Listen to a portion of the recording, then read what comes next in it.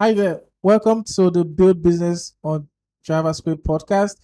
I've actually been looking forward to starting this podcast, and I'm really excited to bring you the very first episode. And for this episode, we have Hassan. And how you doing, Hassan? Hey, I'm doing good, Kelvin. Thanks for having me on. Yeah. Thank you for taking out the time to come on the podcast. I really appreciate your time. You've been phenomenal. You've been a big inspiration. I admire everything you do. So before we get started, of course, I need you to introduce yourself. So tell us who you are, what you've been doing, and just any information that you want to share.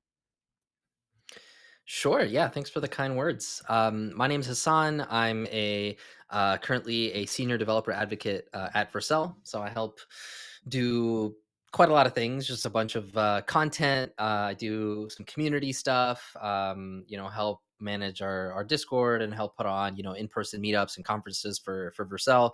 And then on the product side, I help a little bit with docs and building some templates. And really that's what I have a lot of fun doing is the templates. And so I've been hacking on a lot of Vercel templates and just side projects in general, building stuff I find cool in the AI space. So it's kind of what I've been up to over the last several months. Oh, that's awesome stuff. So yeah, I know you work at Vercel, and so let's go back a little bit. Um, Before Vercel, like what was it like? Like what is the origin story? What is the origin story of Hassan and the web? Wow, that's quite the question. I don't know how far back you want me to go, but I'll try to go through things fairly quickly. Let's see, origin story. So I guess probably high school might be a good place to start. I was always very into like business in general, trying to make money on the internet somehow, and so I tried to do that in high school with this game marketing business that I started. Basically, I had a lot of friends who were game developers and wanted to essentially sell their game on like for PCs. Like they spent a year building this game and they want to sell it. And the way you sell games is by getting it on this platform called Steam. I don't know if you've heard of it, but it's Yeah. you have amazing, yeah. Mhm. Anybody really who's played games on their computer has heard of it. But it's the go-to place where you go to download games that you play, right? So if you're a game developer, you create a game, you want to have it on there. But the process to get on there was very difficult. And basically, I started a business around that, helping people get on Steam and then helping people do marketing for their games. So that's kind of how where I got my first taste of business and my first taste of business and startup life in general is just running that on the side in high school. And I started a YouTube channel around gaming as well and started making videos and falling in love with it. Um, and looking back, like a lot of this stuff is like DevRel stuff, like the marketing, the videos, the content. Like I started kind of falling in love with that pretty early on in high school. I ended up, exiting out of that business later on, and then went to college. I did electrical engineering for most of college. Actually, it wasn't until my senior year that I kind of discovered CS and was like, "Oh, this coding thing looks really cool." Like, I love being able to go and, previously for a business, like it takes a lot of time to set up. The game marketing business took me like several months to break into, and really hard to build, and it was just like it was a lot. Whereas with coding, I looked at it as something like if I want to build anything I want, I can just go build it and start charging people for it and make money. And I don't think the money was the primary purpose. I think it was mostly just like the fact that I can just build whatever I want. It was just mind blowing to me. So when I realized that, I ended up switching my major to computer engineering. Took some CS classes, did some internships my senior year. I still remember applying. So I switched majors to computer engineering my senior year. I had just started learning, HTML, CSS, JavaScript. What like in this is like early 2020, so three and a half years ago. I just started learning it. I applied to my first React internship, and I still remember that application. They gave me a take home to build this like little React app. It was essentially, formatting a list and adding like search and filtering and stuff like that. And it never worked with React before, but I got it, and they told me like, oh, it should take you like 3 to 4 hours, and they gave me 4 days because it was like a holiday weekend. and I just spent like 10 hours a day just like hammering, learning React, talking to my friends, getting as much help as possible, and barely scraped by and built this take home. I sent it back to them, and I ended up getting the job, and it was really nice. It was like this 3-month internship that I did. But that's kind of how it started. Fell in love with coding then in 2020. Just did a bunch of internships, a bunch of side projects. Ended up graduating in 2021, and ended up getting a DevRel job. My first DevRel job was at Fig, which is the small seed stage company. I did that for a couple months, and then transitioned to Vercel, where I've been for almost 2 years now. Hmm. That's quite the origin story. It's the stuff of a Marvel, comic. I really like the whole.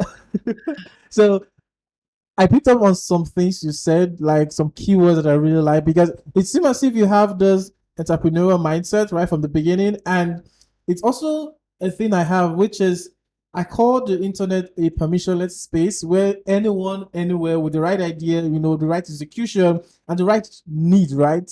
You could literally build anything for anyone and you could make money. It's so fun and it's code, right? It's not as if it's something like you brick and mortar. It's code, but if it's valuable enough, you could make a lot of money. And so yeah, I still want to go back before you get to Vercel. We're going to talk about Vercel. So what skill set did, because of course not just code, right? When you build a platform for your friends to send your games on Steam, you needed I I think you need some other skills. So what other skill set did you need to learn, or did you have that you would say like, yeah, it really made the building the platform for your friends that are gamers to sell their games on Steam? Yeah, so in terms of skills, I think like I kind of just learned on the go. I don't think you needed any hard skills to do that. I didn't actually build like a separate platform. It was mostly just a marketing thing to help people get their game on Steam. So the idea was to get your game on Steam, you had to get like 300 or 400 people to say that they would buy your game before Steam even considered putting it on their platform. So my thing was like I needed to find 300 to 400 people to vote on my friends' games, and so I ended up starting a gaming community on Steam. You can do these things. You can make these things called Steam groups. A lot of people don't know about them, but it's basically very similar to like a Facebook page. It's just a community of people when you can post and people can comment. And I started a community around free game giveaways. I would contact, people who already had their game on Steam, and I would ask for some free copies of their game, and I would give it away on my group. It was kind of a win-win. I'd give some games away, so my like members were happy with me, and my community was growing. And for the game developers that gave me the free copies of their game, they would get some extra, coverage and advertising for their game. Hmm. So that's kind of how I did that. I just did that, built that community, and every day I would go and I would post a giveaway and I would add the winners and I would give them the game and I would reach out to more developers and I would moderate. So I'd spend like 2 hours every day for a good 6 months, just doing this over and over and over again, and until we hit 50,000 people after 6 months in the community. Um, and at that point, that's when I started to do the other side business. Basically, I would continue doing giveaways. I would do one giveaway a day, but at the bottom of the post, I would say, "Hey, my friend X is launching their game on Steam. Please go upvote." And the people, would a lot of people would go and upvote, and we would get their game on there. So that's Hmm. kind of how it started, and it morphed into also like providing people like marketing plans once they got their game on Steam. Okay, like now how do you sell it? How do you advertise it? Like what holiday deals do you run? All that kind of stuff. Hmm. Sounds fun. It sounds really interesting. So you said you built the community up to 50,000 members. That's a lot for any community that I've heard about. And you did this like being like the sole mod, right? Yeah, it was just me for the beginning, and then Oh. eventually I hired a bunch of volunteer moderators, and Mhm. we expanded, acquired a few other communities, and actually we ended up with 500,000 people after another year. Oh wow, wow, wow! That is quite the feat there. I've always known you're amazing because I've read a ton about you, and we've actually interacted a lot over the years, and it's really inspiring seeing the thing you did. Like, so this is it, right? Like, not everyone would have the mindset to like grow something for 2 hours for 6 months. You literally just did that. Like, was it you said it wasn't all about the money, right? Of course it wasn't. But what was the drive really for you? Because that is discipline, that is consistency, and you were new to this stuff. No one taught you how to do it. So what gave you the drive to do that 2 hours every day for 6 months to actually grow it to like 500,000 right now? Yeah, that's a great question. Looking back, like I think it was just progress every day. Like every day I'd see new people joining, people sending me messages saying, "Hey man, like thank you for the giveaways. This is awesome." Like just seeing that I'm creating some value or I'm adding some value to people's lives. I don't know if you consider that value like giving people games like that. Like looking back, and that's actually why I left the business is like I didn't feel good about myself, basically like helping people play more games Yeah. and for me that translates to like wasting more time and so I feel great about that after, but Okay. while I was doing it I was a very heavy gamer myself. I loved gaming, and so for me the to get the chance to spread gaming to more people was like a super positive thing at the time. Mm. So I just saw some progress and some people actually benefiting from it, and I was like, you know what, let me keep doing this and see where it goes. Yeah, I really love the fact that you are actually saying some keywords that are like you said, progress. So because oftentimes when we set goals like this, we tend to forget there's this gap between setting the goal and actually achieving the goal. See that distance you said is progress, and that's how I actually think because you don't know how long it's going because you didn't think you were ever going to get like 500,000 like folks in the community. What gamers 500,000 really? But you just focus on the progress, right? And it's really interesting. So why did you have an end goal? Like, okay, let me focus on okay. Once I hit, let's say 50,000, like do you think it would have been any different if you focus on like a set goal rather than making progress and giving value? Yeah, it's a great question. So yeah, I tend to focus on systems and like you said, progress over goals. I don't really have goals for the most part in most things that I do.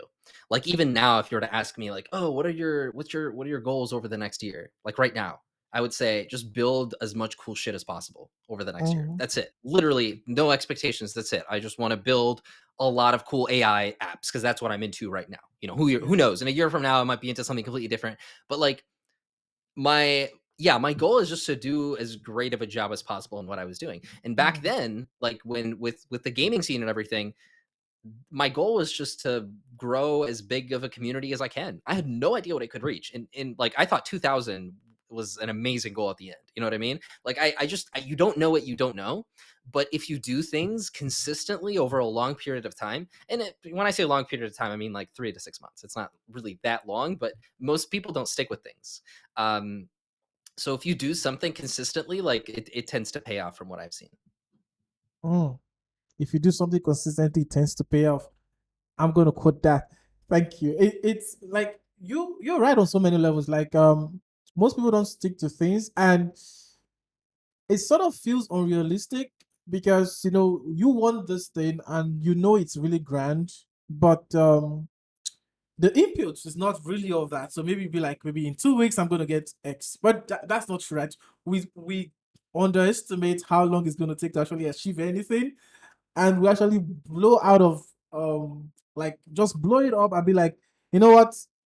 I'm just going to do the little as I can to actually get something. But for you, you actually focus on the progress, and I think you live in this sweet spot where you tend to like zoom off the goals and the outcome and just focus on like you seize the moment. Like you have no goals, right?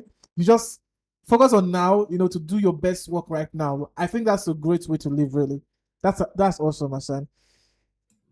Thank you. Appreciate that. Yes, Yeah, sure. it's just always been yeah, that's always kind of been how I operate. And a lot of the time it doesn't make financial sense to do so. Like Mm. if I was thinking back to this gaming community and growing it. So on top of growing it, I was actually also doing this thing called trading like virtual items. Like so, Yeah. if you play certain games on Steam, there's a game called like Team Fortress 2, and you or CS:GO, and you get like virtual items in the game, and you can trade them back and forth. So that's something that I was doing, as I was trying to trade an item for another item that was worth more and make some money doing that. And I just really enjoyed it, and I made like I probably made like 20 cents an hour doing it, but I did it for like an hour a day for like a year. And eventually, I didn't know it, but eventually at the end of the year, I was started to make some like real money by then. But for the first like 6 months, 9 months, like I got almost no return out of it. But it was just like, yeah, I think like if you find something and you enjoy doing it, and you see that like, okay, this could lead to something down the line, then it might be worth to consider like doing it consistently, for a period of time, and seeing if it makes a difference. Yeah, definitely. For a period of time should be the emphasis. And there's this thing I just always say, if like it doesn't matter if you put in the time or not, like the time is still gonna pass. So if you be like, oh, 2 years is too much to put on this stuff, it's not gonna be like, okay, yes, let's pause 2 years. Okay. It's still gonna come, right? It's still gonna, so the only difference is you would have never done anything if you'd be like, no, 2 years is too long or 6 months is too long. But if you do it, there's just too much upside and just I don't know, not too much of the downside because you've learned, you will grow, you definitely you're gonna have a lot of experience. It's just gonna be like it's too much upside of like what if they succeed? Then let me just think that this time is just too much to give to this stuff. Awesome stuff. So I have a question, Hmm. and before we get into it, so let's talk about the money. Like in the ballpark. You don't have to get most specific, but you already so you were like a gaming community manager, that marketer. Like I don't know, like I don't want to. There's no term I have in my head to call that. But how how much of this was let's put unquote paying the bills for you? Yeah. So over the first year, I made almost nothing because I was just growing the communities and I was just establishing myself. Um, so I ran this business for probably like 2.5 years, I would say, maybe 3 years. Mm-hmm. So the first year I made nothing. The second year I made like $10,000 maybe, and the third year I made like maybe 15,000. And then I ended up selling the business for about 20,000 after. Mm, Um, so not a life changing amount of money, but I was running it on the side. I was a high school student, and so it wasn't like I wasn't trying to make a ton of money from it.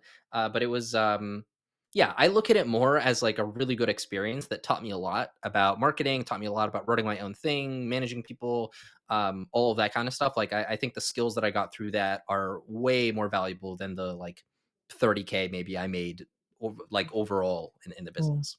mm. Interesting. Like as a like you were in school, right? So that might not be Mhm. like big money in quote, but it was like thinking about the value, you were having fun, you were learning, and also you were making money from it. Like anytime someone pays for any of my stuff online, even if like maybe like a couple of dollars, that feeling is just it's big because someone across the internet you've never met trust you enough, have value enough to pay you for it. No, it just blows my mind every time. So that is really good. That's some cool figures right there. So now let's move on from you being the gamer community manager to learning how to code enough to get your first job in. Look, you had an internship, then you got your first job in Fig, and now you're at Vercel. So let's start from the job at Fig. What Mhm. got you there? All the orchestration of, I know, network, people, skill. How did you get to Fig? And first of all, maybe tell us what's Fig, for example, so we have context.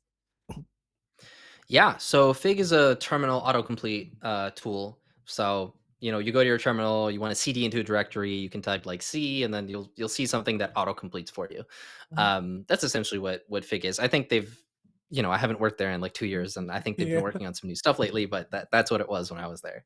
Mhm. Um, so the job at Fig, actually, they DM me on Twitter. So they Mm. saw that So I basically, like, when I started to code in 2020, I followed this this methodology from this guy that I know on Twitter, Swix. He goes by Sean Wang, and he has this idea called learning in public, which is the idea that when you learn something, you should go and tweet about it, or write a blog post about it, or make a video about it, right? So the idea that whatever you learn, you should teach, because that helps you internalize the content better. And when you help educate other people, you help attract other similar minded people. So you help kind of build your own community and make friends. And it's just kind of like a net positive. Even if nobody reads your stuff, it's still a net positive, because you're writing down what you're learning, and you're learning it better. So I kind of like, I read that and I really took it to heart, and that's what I did a lot in 2020 and 2021. Is whatever I would learn, I would try to tweet about it, or write a small blog post about it. And so I used Twitter a lot for that, a lot of tweet threads. And if I learned something new, I try to build a little side project and make it open source, and tag all the technologies that I used and post it on Twitter. So Fig saw that I was doing that, and they actually DM me. So and they were like, "Hey, we think you'd be a good fit for this DevRel job we're hiring for." And I was like, "What the hell is DevRel?" And then they they kind of explained it to me, and I looked into the job, and I ended up interviewing for the job, and yeah, I ended up getting it and working there for a little bit. That's really interesting. Like they DMing you, it's so like building in public. I think it's just one way to like have this ever living resume, because everyone in the world, like on Twitter or anywhere you're sharing it, get to see what you're doing actively, right? So how did that really make you feel? Like to not have to go through an interview, you didn't have to do anything. You actually DM to, yeah, come work for us because we've seen you outstanding. It felt great. So to be clear, I did go through an interview, Mm-hmm. but it still did feel great to get recognized, and for them to be so willing to talk to me because of my prior work, which I think is very common in DevRel specifically. I mean, not maybe not so much as a software engineer. You probably still have to go through technical interviews and stuff like that. But for DevRel interviews, they're typically a lot. What's it called? A lot less intense, especially if you have like an existing body of work. Mm-hmm. Um, like if a new company wanted to hire me right now, they probably don't really have to talk to me too much. Like I can send them my YouTube channel, I can send them my tweets, I can send them my blog posts, I can send them like examples of conferences and stuff I've done at Vercel, and they can kind of you just kind of know based on all of that stuff if it's a good fit or not. But yeah, the fact that they were able to look at my previous work and say, yeah, like, we think you're interesting, we want to talk to you. And I talked to them, and I did the interview, and things worked out at the end. But yeah, it felt great. Yeah, it's really really amazing. Um, so while you were at Fig, were you still dabbling on anything on the side? Since you are a builder at heart. No, I didn't do anything on the side when I was at Fig. It was a Okay. very intense period. I actually, so I moved cross country to work there, because they worked in person in San Francisco, and Okay. I lived in Philadelphia, which is the opposite side of the U.S. So I had to move over there and work in person, and we worked pretty long hours. We would Oh, usually have lunch and dinner at the office. So I'd be there all day, and I didn't get back home till like 9 p.m. most nights, and I was pretty tired. And um, I remember like doing this course on Rust while I was working there. Some nights when I felt like it, but overall, I was it was a lot of work, and I was mostly just focused on Fig for. But oh, I only worked for them for 2 months. no, interesting. So for that 2 months, because you just mentioned their long hours, so I think is really intense and highly focused. So you didn't have time to dabble on anything on the side. But what skill sets were you actually growing at that time? Like if you look back at your days at Fig, like what would you say, yo, like I really harnessed or grew this skill set at Fig? Yeah, that's a great question. Really at Fig, I mean, I was the only DevRel. It was a super tiny company, 4 people, right? And I'm the only DevRel there, and I'm trying to figure out what the best thing is to do. So really, like, I got to work on crazy amount of things. I was there for exactly 7 weeks, and I just Mm-hmm. got to work on so many different things. I like managed their Discord, and I ended up like understanding how to grow Discord. I mean, I've done it in the gaming space, but to be able to do it in the developer space and figure out what works and what doesn't work was really nice to experiment with. So I learned how to grow Discords, and so I ended up growing their Discord from I think 1,000 people to 2,000 people. I got involved in their developer Twitter, and I ran it, and I understanding more about how Twitter works in the developer world and the dev tools world and how to grow a Twitter company account. So I did that, and I ended up growing their Twitter from like 3,000 to I think like 5,000 followers while I was there. Um, I ended up like redesigning and implementing like a web app that they had in React and TypeScript. So I learned a lot about that. They're a terminal company, so did a lot of CLI stuff as well. Wrote a lot of like CLI scripts and parsers in Python, and so that was cool. I revamped their entire documentation, so I got to do a deep dive on how docs work in general in the dev tool space and the different ways you can organize your docs. And so I ended up doing that. I ended up writing some guides for them and doing some weekly live streams. So just getting into that piece of things, and then a lot of code. Thousands of lines of JavaScript that I contributed to their open source project, which is awesome because I can cite it. I can be like, hey, go to Fig's Mm, repo, search by commit author, and you'll see that I contributed like yeah, thousands and thousands of lines and dozens of PRs, and tons of PR reviews actually. So getting into the open source world and learning how that works. mm, So I'm really thankful of my time there. Even though it didn't last long, it was 7 weeks, it was long hours, but I learned a ton and got to dabble in a lot of different areas in DevRel. mm. Sounds like quite the journey because even though it wasn't that long, it seems as well as you also did quite a lot really in 7 weeks. Like that's a lot. You're working on docs, you handling Twitter, working on Discord, getting folks going. You learned a lot of terminal skills. I like the terminal. So that sounds like fun. And of course you had to do React and TypeScript. React. So it's probably a good segue to the journey to Vercel, huh? Yeah, let's do it. Yeah. So So go ahead.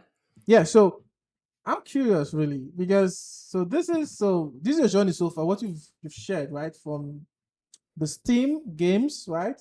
To internships, then the 7 weeks at Fig and Vercel. Because Vercel in the dev world, there's this big company, really big into developer tools, infrastructure, we have the Vercel, we have Next. It's just a whole lot. How did you land that? Like how did you get there? Yeah. So Fig actually laid me off.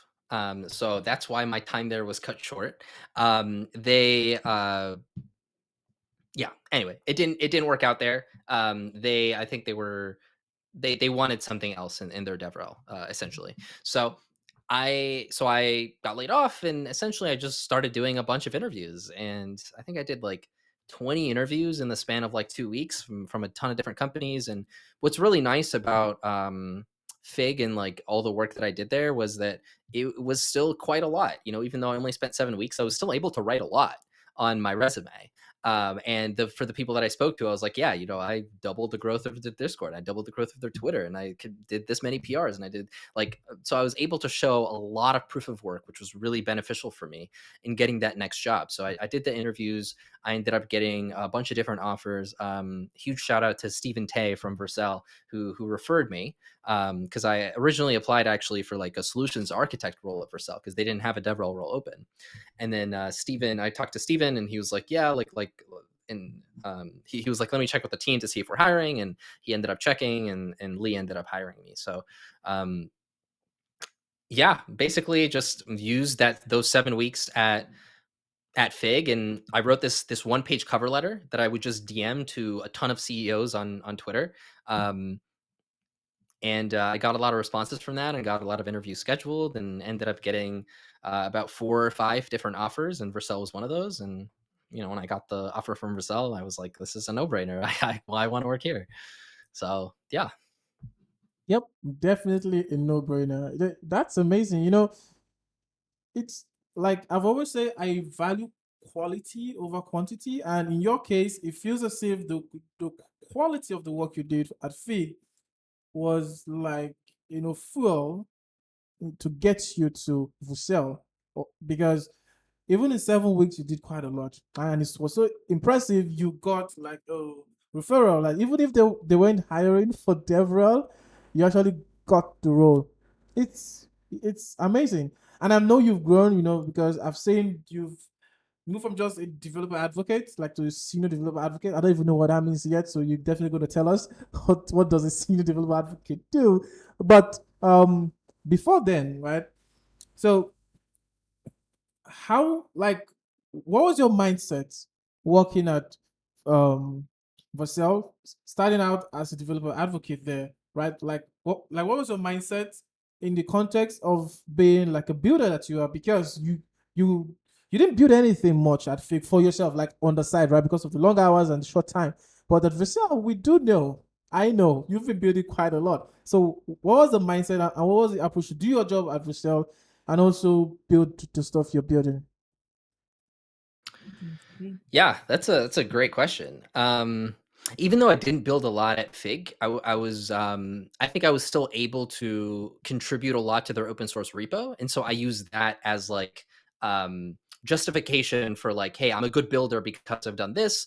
And also before I joined Fig in college, I was hacking on a bunch of side projects, so I at least had a portfolio of content of side projects and proven open source work that I could show people and be like, hey, like I know how to write code. Here's the proof, And that was kind of the cover letter that I did. That's kind of how I structured it. I was like, hey, here's the. I can actually share my screen and show it to you if you want. I don't know if we can do that in the Yeah. podcast format, but Mm, mm. that probably won't show up. It's fine. It's fine. Yeah. We can. So I can move on. yeah. So I think you could share it with me, and I could maybe add it to the newsletter, and also I don't know, do something with it. But that would be fun to see. Basically, yeah, for that cover letter, like I said, I could still show that, like, hey, I've done a good amount of work in coding. Like I know how to code, and I was like, okay, I know how to do community because I did some community stuff at Fig, and then I cited my like marketing background with the that game marketing company, and then I was like, okay, I can do content creation as well because I did some YouTube, some videos and some Twitter threads and podcasts and live streams, and so I was able to cite all of that. So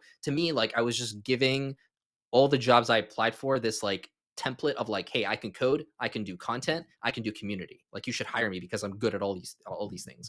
And I think that's why that's what contributed to getting like a good amount of interviews and getting a lot of responses from these people on Twitter. Like I would DM like the HashiCorp CEO. That's like a $7 billion company. And the CEO responded to me within a couple days. They didn't have a DevRel position open, but he said, "Hey, I'm going to refer you to our head of DevRel. Like, I'm going to get you an interview." Mm, And it was like, yeah, I think if you have, I think that's a big piece, Devrel, on if you have proven, like, if you can demonstrate your skills in a proven way, you can go really far. You can get interviews in a lot of different places. Um, mm. that was a bit of a tangent. I don't think that that answered your original Yeah, question, but I I can love get it. into the Vercel stuff now. Mm-hmm. Keep going. Cool. So your question, what was Yeah, that? like what was the mindset for you to build, and how do you fuse that with your job at Vercel to actually excel? Because we know, look, I know you're doing really well. The listeners or the watchers, they're gonna know very soon how all the stuff you're building. But I really want to know the mindset. Like, was it intentional, or did you just happen to like build all this stuff that we're going to talk about while you're at Vercel? Yeah, great question. Great question. So when I first joined Vercel, I only focused on work at Vercel. So primarily that was community stuff, that was revamping our Discord, that was helping run our Next.js conf, our speaker track. Like I exclusively focused on Vercel work for a while until I was, I think, like pretty like comfortable in my job and pretty comfortable with my responsibilities. That's when I started that's basically when I started being like, okay, like I want to start building some stuff on the side, right? Like I'm getting this itch to build, and I hadn't coded in a while, and yeah, that's kind of what reinvigorated that. Like, hey, let me try to build some stuff, and I did that a little bit in my first year. Built a couple projects, nothing too impressive, just like very small React projects. Um, and they didn't get that much attention, so I was just like, yeah, it's fine, like I'll just keep building it. But really I think what made it take off is like the AI boom. Well, prior to the AI boom, I was just doing a project every few months, just for fun, just on weekends. I'm at the point in my life right now where I'm relatively young, I'm single. I actually still live at home with my parents. I moved back in with my parents, so I'm like, I have home cooked meals. I have Hmm. laundry done. You know what I mean? I have negative responsibilities. I have all the time in the world. And so I'm like, okay, this is the time in my life where I should probably work hard for my career and set myself up well for the future, for when I do, have responsibility and get married and all that stuff. I can, spend Hmm. time with my wife and future kids and all that kind of stuff. But for now, I'm like, my mentality is like, I have a crap ton of free time and I want to use it. And I want to code and I want to be like, I know I said I didn't have goals, but like I have very lofty goals of like, my mindset is like, I want to be the best engineer in the world. Right. And Hmm. that's obviously that's very corny and not very I like, like it. not very achievable technically, but like that's my mindset. I want to be the best. I want to be able to build a full stack application in like 3 hours. Like why can't I do that? You know what I mean? If I build 100 of them, I should be able to do that. And so that's my goal. I'm going to build 100 of them. You know what I mean? So it's like I'm just gonna. It's just something I care about so much. I feel like that's the most important skill to have for me personally. I'm not prescribing this to the audience, but like for me personally, the most important skill I can have right now is to be the best engineer I can. Why? Because that just sets me up for so many things. It makes me better in my current job. It sets me up to be better in future jobs. If like 10 years, in 5 years from now, let's say I just want to be an engineer, I don't want to be a dev anymore. I can do that if I'm a really good engineer. I could, if I want to be a founder in the future, I need to build my own stuff. If I'm a good engineer, I can build the MVP. You know what I mean? So to me, being a good engineer translates to success in the future, no matter what I do. So that's what I'm optimizing for right now. And that's kind of what I started thinking about like maybe 6 months into Vercel. I was like, okay, I'm feeling good about my job, but now I want to start building stuff on the side. I want to start being a better engineer. So I started asking for more coding projects at Vercel, which has been really fun. So I've been able to work on a lot of stuff for our Next.js conference last year. I worked on a registration site for the people that came in person. I worked on like this dashboard. I worked on an image gallery template. So I've just worked on a bunch of. I've tried to take engineering work at Vercel as much as I can, and then in my own projects, just been hacking on side projects. So that's kind of the mentality that started it. Hmm. I love that mindset, being the best engineer in the world because it's so. I said that folks should focus on their competence and not the status. And I think it's also actually translates to what you're saying because your focus is to be the best engineer you can be. And that's actually focusing on what you can control, right? Because you can't control who's going to hire you or if you're going to build like a startup in the future or whatever. But for right now, you're going to do the thing which you can actually have control over, which is being the best version of yourself as an engineer. And you're doing pretty well, my friend. I saw this article. I read it's a ton of your articles. By the way, I'm not stalking. I just read a lot of you. So I appreciate that. yeah. So this one is really really cool. Two side projects in 1 week. We're gonna get to all your AI doings, but for now, let's talk about this one. Like how how do you do two side projects in 1 week? I can't manage doing one in 6 months. What's how? Please, what's the secret? uh, Fair enough. So, let me tell you my secret. So basically, the way I work is very weird, but I tend to work very intensely for a week and then do almost no work for a couple weeks. So for a week, I'll like every day outside of work, I'll spend like 2 hours coding, and on the weekends, I'll spend like 10 hours on Saturday, 10 hours on Sunday. So I'll just be like literally coding the full week, 24/7. And then the next 2 weeks I'll just take a break. After work I'll just watch Netflix, I'll hang out with my friends. On the weekend I'll just binge some Netflix show, I'll just walk around, play basketball, do nothing. I won't touch coding for like 2 weeks after that. And so that's kind of been how I code, where I'll do one project. Sometimes I can fit in two side projects in a single week if they're really small. In that case, I think I don't even. I remember the article you're referring to. I don't remember what two side projects I talked about, but I think they were both very small side projects, so I was able to fit them in within like. Because if you add up all the hours, like that's 10 hours on Saturday, 10 hours on Sunday, 2 hours after work every day. That's like 30 hours of coding. That I did. But yeah, I'm pretty sure after that week I didn't touch any coding for another 2 weeks, and then And then I probably went back and worked really intensely on something. But I'm very uh, it's just very like intensity driven. It's very like when I have an idea, I just want to do it. And so I'm just Mm, going to spend the next 5 days just grinding and finishing it. But then I'm going to finish it and I'm going to feel a little tired and burnt out because I spent, all of my free time yeah. coding. So I'll take a break for a couple of weeks. And then I get another idea and then I kind of do the same thing and rinse and repeat. Um, yeah, but Mm, that's kind of just how it work. I don't know that I'd necessarily recommend that. I'm actually trying to transition into being more consistent and like not putting in 10 hours on Saturday, 10 hours on Sunday, doing something manageable that I can probably do like every weekend. mm. I think I'm gonna, because I currently have a bunch of side projects that need my attention for like the boring JavaScript stack. I have to build a couple of templates of that one. I have to build some stuff for sales.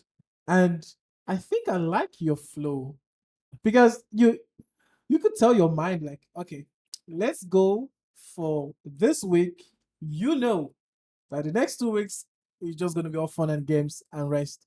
So I think it makes it bearable knowing that this is not going to be for a long stretch. It's for a week, like you said, 2 hours every day. Then maybe like 10 hours on Sunday, on Saturday and Sunday. That is you're intense. I like it, but it's Yeah. like greatness isn't easy. It's not going to be rosy. There's going to be like the grind, the hustle, the hard work, because that's what sets you apart. Like when you announce the AI tools, we're going to get to those. So the projects I'm talking about are Dev2 Angels and Tailwind Color Picker. Yeah. Mm. Yeah, those are the projects I'm talking about. Really cool. I love Tailwind, by the way, so I love that. Um, so yeah, the grind is needed, right? Like, we hear a lot about work-life balance. Not that anything is bad, but realistically, there's gonna be a grind at one point. It depends on how fast you want it and how hard you want to go to like actually give out quality and value. You are definitely gonna get in the grind. And for you, like, you can actually ease it off, but at the moment you actually paid the price for like the hours, like 30 hours of getting stuff done. And that was amazing. That's really, really good. Um, Thank so you. I yeah, appreciate that. yeah, for sure. Like You I you said, you can kind of you can kind of ride the wave of the success too. Like if I look at right. my life now, honestly, the last 2 to 3 months, I've like haven't done much coding at all. Like I've been hacking on a little side project for a while, but really the last major thing I released is this project called RoomGPT, and I did that maybe 4 months ago. So really, like I still get like every week like people like DMing me and questions of like, oh, like how can I build so many projects and how can I do this and how can I do that? And I'm just like I haven't even touched coding in a few months, and you can still write off that success because I did work really hard for a few weeks this year, right? Like Mm, really hard in January where I released like two big AI projects, and then really hard like a few months after to release Room GPT, and so even though yeah, so anyway, like that's kind of paid off, and it's been nice yeah, to kind of ride that success wave for a little bit. definitely. It's and it makes sense, right? Because it actually wouldn't be plausible if it like it doesn't give you a long-term leverage, like for you to put in all that work that just stops. Because that's the cool thing to build on the web. Like you put in the hard work, and you could literally have successes that will keep on coming to you even years down the line, right? Like if you want to work at an AI company, for example, you're already good to go, right? Because you have projects already there. So it's really cool stuff. So speaking about AI, I haven't played much with building on it, but you, my friend, you've been on the roll. The Commit AI, right? I think called it Commit AI, the Room GPT. But I think you started off with Restore Photos. So tell us the backstory. What was the inspiration? I know you have an article on it, but what was the inspiration for the project? Like, was it like, well, I need an AI project to build right now, or you have this need and AI was like the fit to solve it? Yeah, great question. So that was actually my second project. That was my first real project, I would say. The Okay. first thing I did in AI was actually this alt text generator that I built. Essentially, we did we have a yearly conference at Vercel called Next.js Conf, and we did that, and we had an in person component, so we had a bunch of photos to share. So I was tasked with building an image gallery.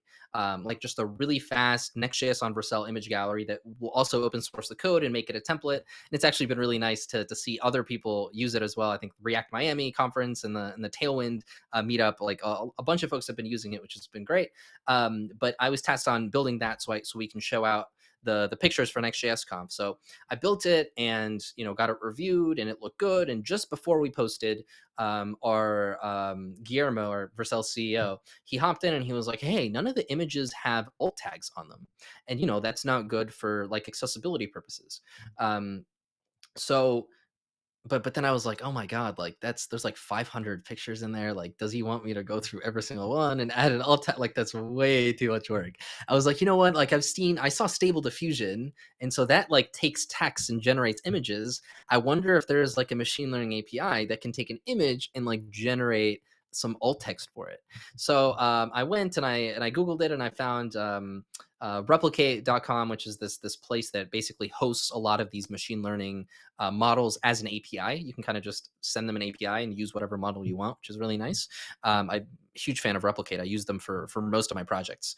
But I found an API that did exactly that. That like takes in an image and gives back a description of the image. So that was really cool to see. So I basically went and used that API, and I generated alt tag text for every single one of those like 500-ish images, and I reviewed them obviously because they were done by AI, and I wanted to make sure that they were right. But there was like two of them maybe that were wrong out of like Hmm. 500. So I was like, amazing, this is great. I open sourced that project. I called it the alt text generator, and that was kind of my first like foray into AI.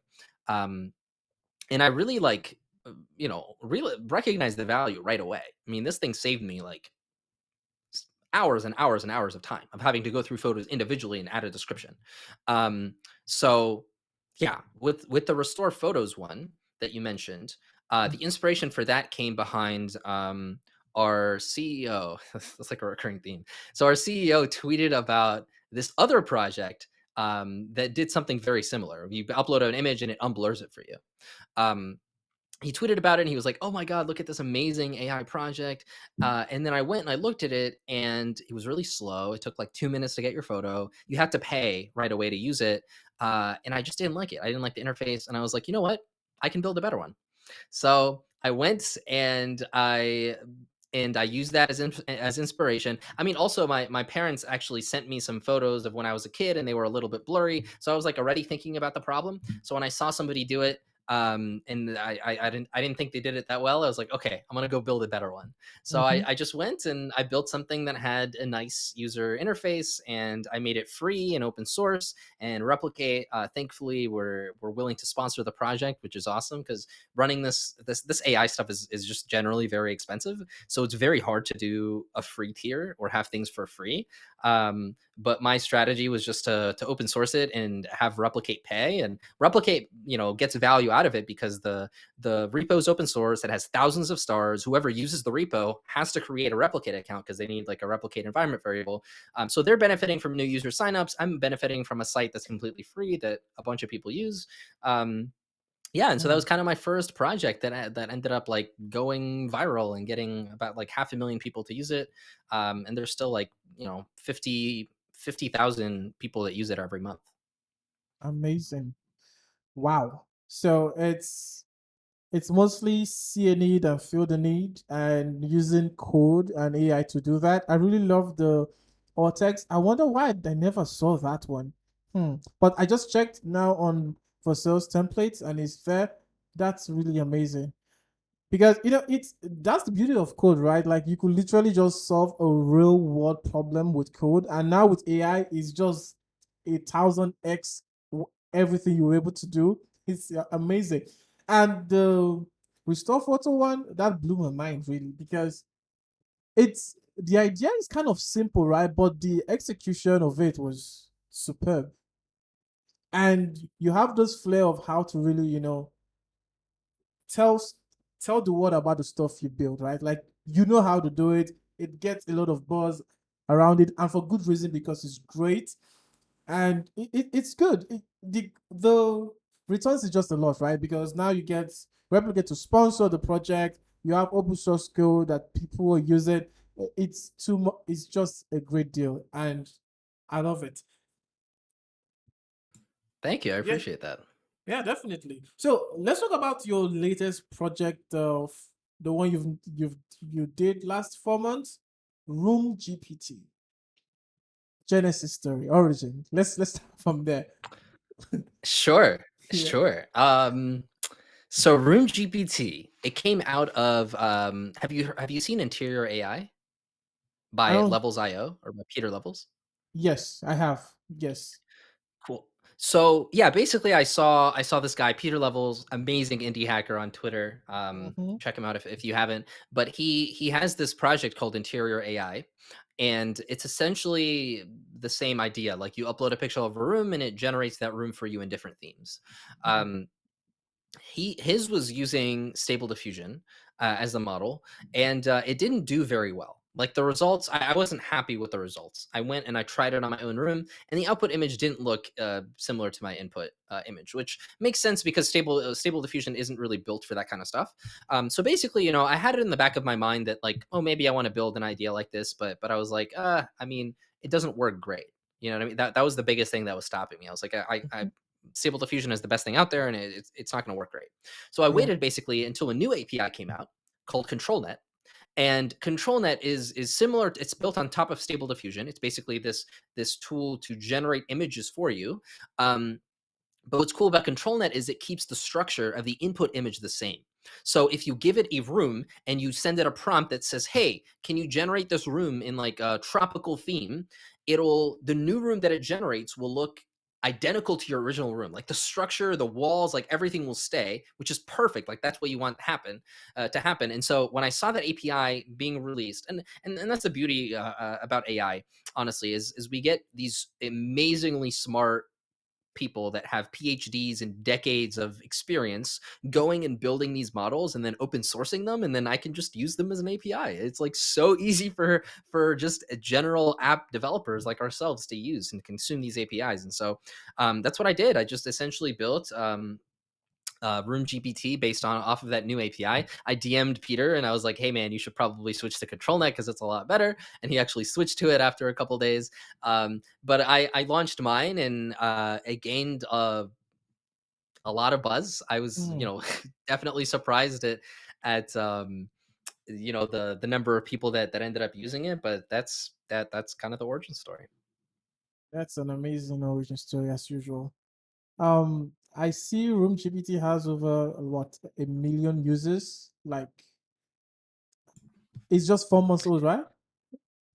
Yeah, it's 4 months old. It has 1.9 million users, 1.9 Oh, million people that have that's created accounts.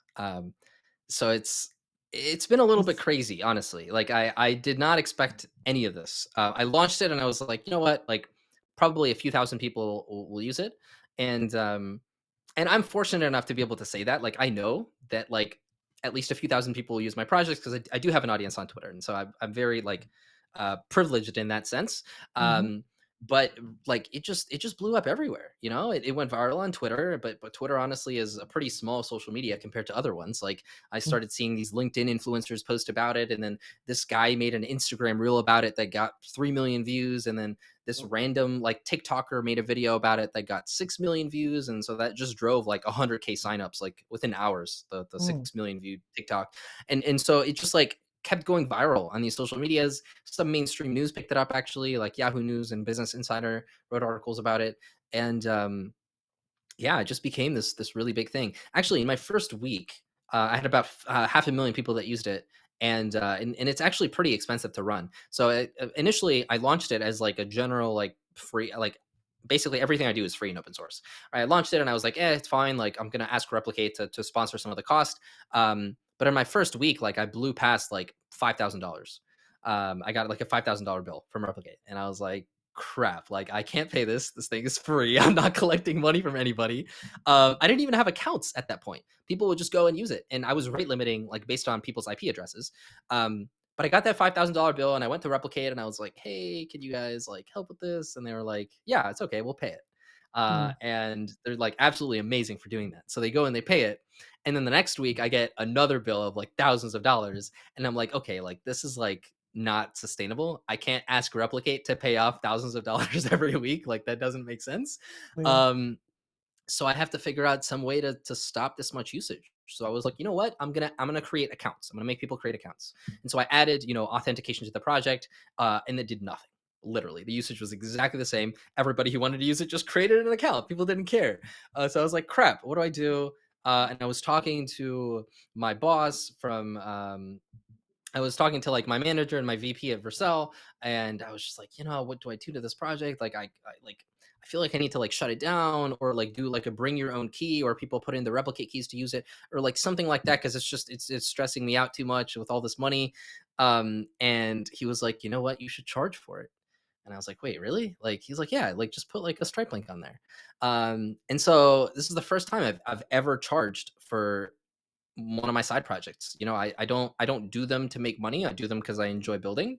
But I literally had to charge for this one to stop the usage. So Mm, I restricted the free tier because originally it was you would get five. You could upload 5 rooms every single day.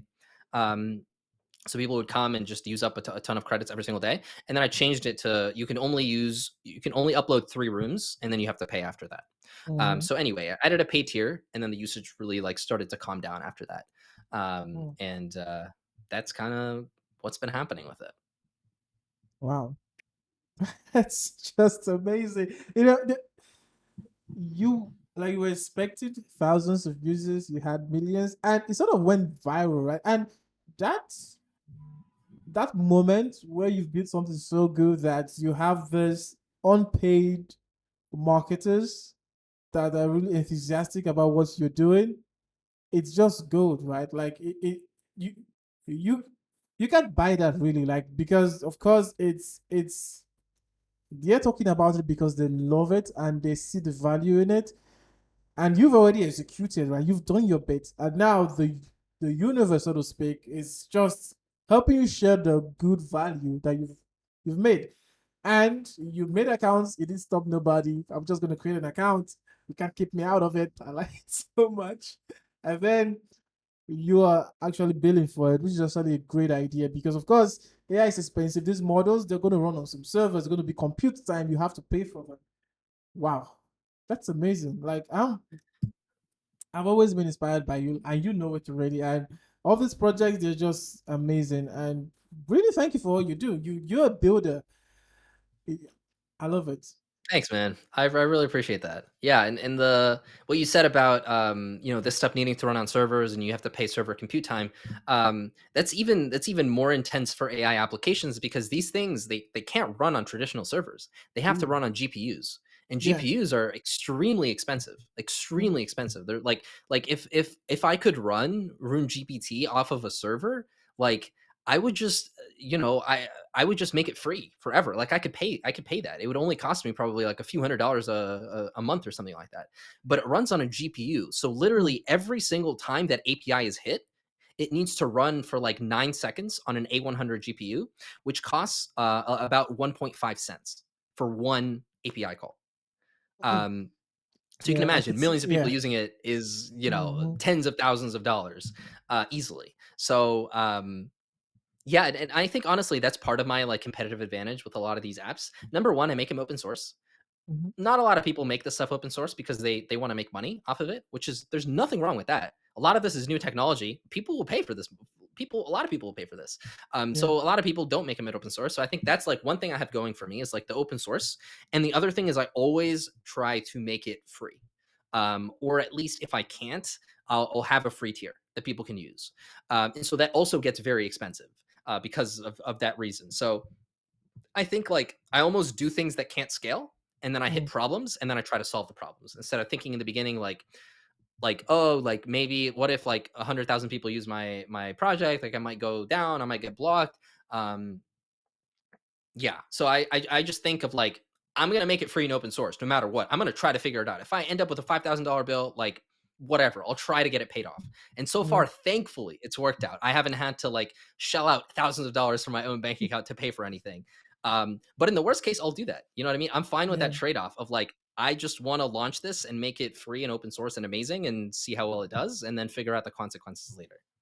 Mm. Yeah.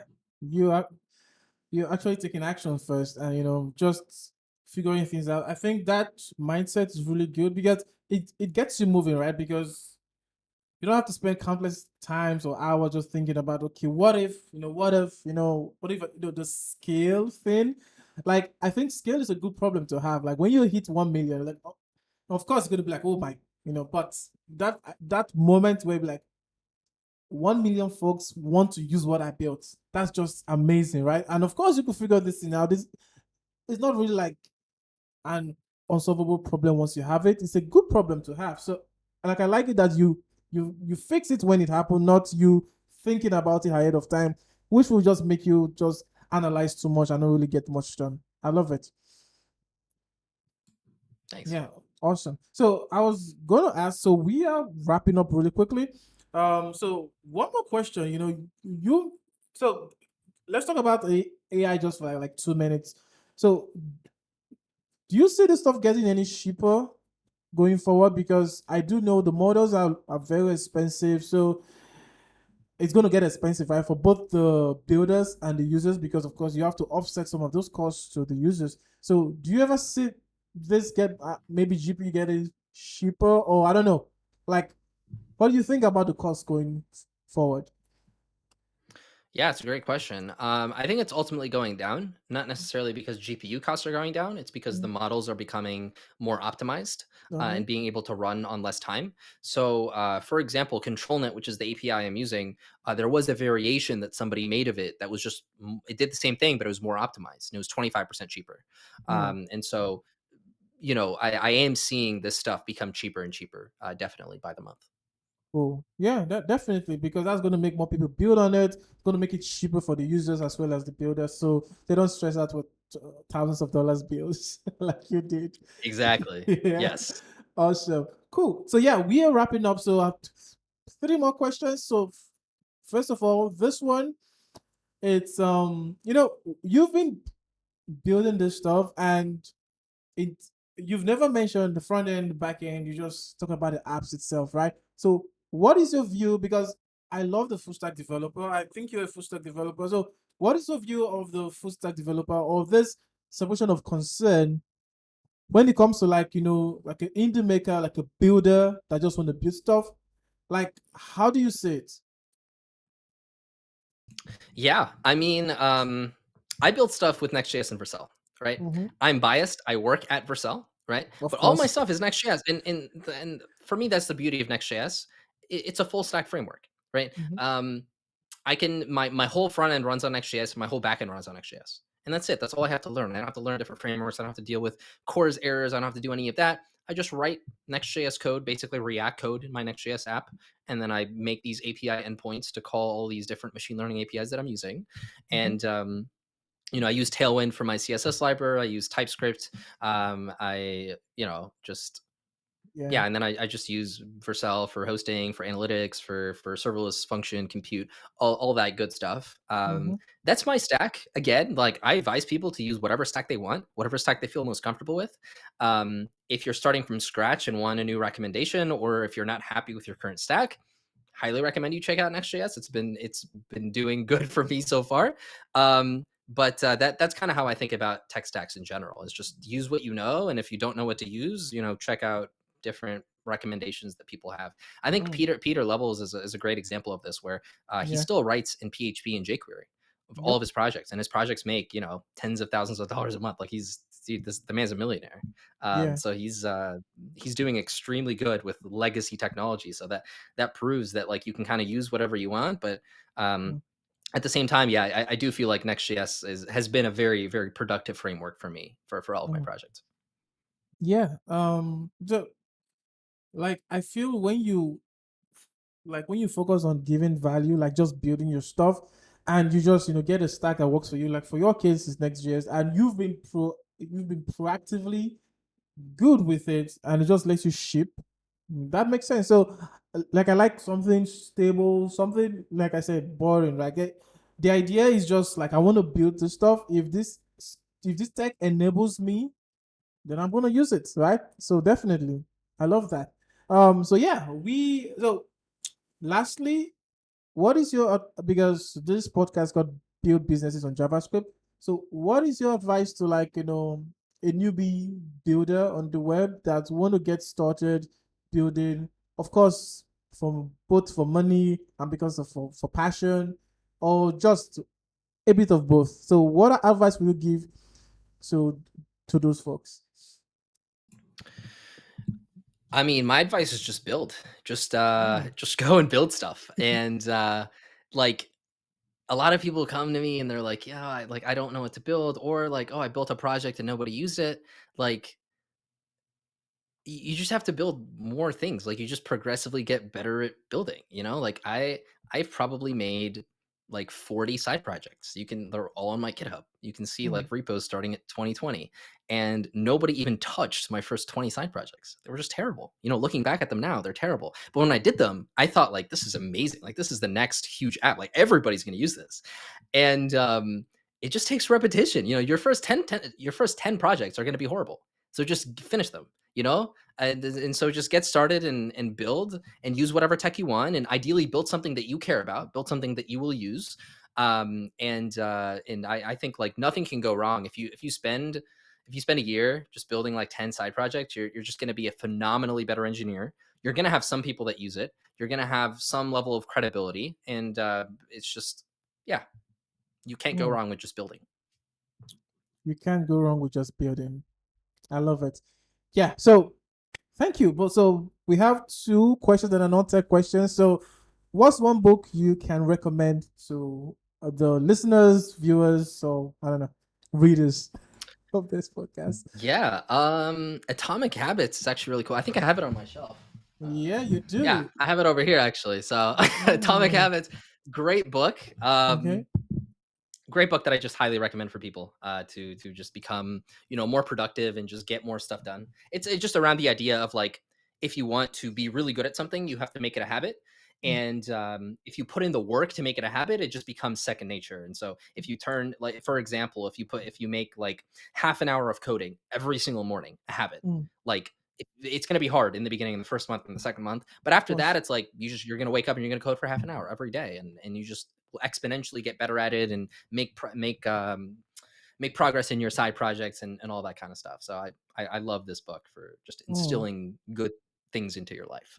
Yeah, I have a copy of the book, but I haven't gotten to reading it yet, and I've been hearing great things about it, really. So I definitely have to get to it. Thank you for the recommendation. So finally, do you have a favorite TV show? Because with all this work you do you even watch TV more or Netflix?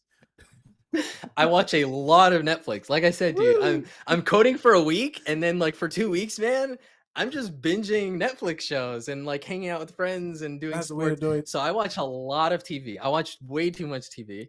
I really like the comedy shows. So The Office is probably one of my all-time favorites. Okay. Friends, How I Met Your Mother. Mm-hmm. There's a lot, and then some action ones like the Blacklist, Oh, or I love Suits is a Blacklist. really good I one. love Suits Yeah, too. dude, I could. Nice, amazing. Mm, So you watch a yeah. lot of TV as well. Yes, we do. Guilty, guilty. Nice. Yes, Wow. sir. That's great. Yeah, I'm actually currently seeing a new series because Blacklist and Suits, there are few movies that can live up to those two for some reason. They're just that good. The story is great. So I've seen Yeah, the one, I think it's new on Netflix, called You. I don't know if you heard of it. I It's have kind heard of of it. good. Yeah, it's kind of good. The story is good. It's a little bit gloomy, but it's really good. The story is great. So maybe Mm, you could check that out for us Netflixers, builders and Netflix. nice, nice. Cool. Hell yeah! Awesome. Like I have Netflix open on my tab. It's like right next to this interview tab is Netflix. So I'll check that out. I appreciate it. Yeah, yeah, sure, sure. Go check it out. You love it. So just give me feedback when you see it. So yeah, thank you so much, Hassan. I love this. You actually opened up this podcast, newsletter slash whatever it is. I really love all your points, and I can't wait for folks to listen and actually learn to build businesses on JavaScript like you've been doing for a long time. So thank you. Do you have any final words Yeah. before we start it? No, I mean, thank you so much. I'm honored to be your first guest on these series, and I don't think I have any parting words. Just go build something and go have fun. Yeah, definitely. And if you all want to, go check out Hassan's projects and just, I think the best place to find him is on Twitter. You could see over there at not loop, right? How do you say that really? I've been meaning to ask you. Yeah, Nutlope, I guess. It's Yeah. it's a weird gaming username from like 12 years ago that for Uh, some reason I and you're haven't stuck changed with yet. it. You're stuck. So yeah, No, it's fine. It's awesome. So yeah, you go check him out on I Twitter. am. Yeah, go start his project. They're all open source. Please do that. And yeah, thank you so much, Hassan. Thank you. You're amazing.